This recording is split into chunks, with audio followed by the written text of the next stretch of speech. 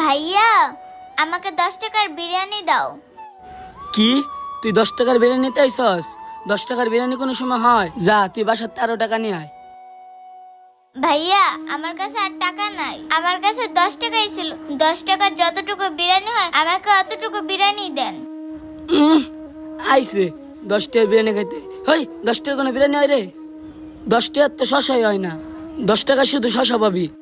যদি শশা নেস তাহলে ভিতরে যাবো। আমার কাছে তো বেশি টাকাও নেই, শুধুমাত্র 10 টাকাই আছে। 10 টাকা দিয়ে শসা খাই চলে যাই। আচ্ছা ভাইয়া ঠিক আছে।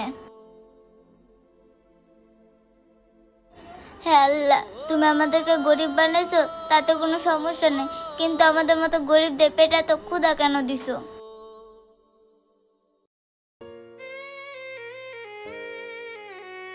আইলা তোর শশা।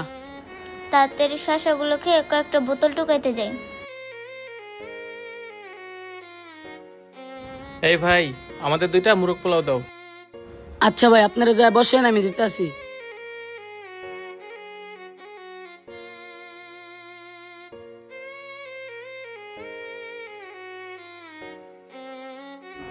এই নেন ভাই আপনাদের বিরিয়ানি। আচ্ছা ঠিক আছে।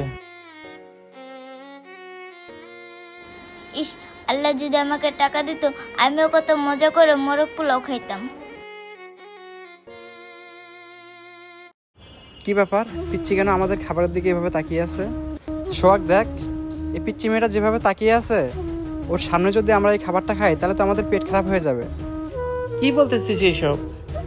আরে হ্যাঁ, এই ওটার এদিকে আয়, এই পিচ্চি মেয়েটাকে এখনই হোটেল থেকে বের করে দে। আল্লাহ, এখন কি আমি শসাটাও খেতে পারবো না?